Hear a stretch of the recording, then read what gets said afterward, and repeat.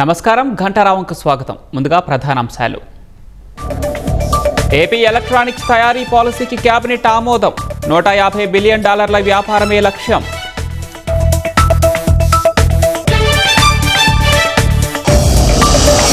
Vijayawada Visakha metro రైలు ప్రాజెక్టులో కీలక ముందడుగు.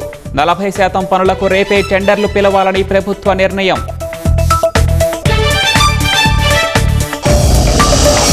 వైసీపీ తప్పుడు మెయిల్స్ పెట్టిన బాండ్ల ద్వారా 9,000 కోట్లు. జగన్ చెడగొట్టిన బ్రాండ్ ఇమేజ్ను పునరుద్ధరించాలన్న సీఎం.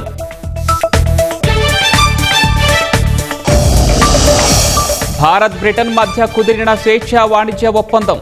విజన్ 2035 లక్ష్యంగా ఇరు దేశాల ప్రయాణమన్న మోదీ.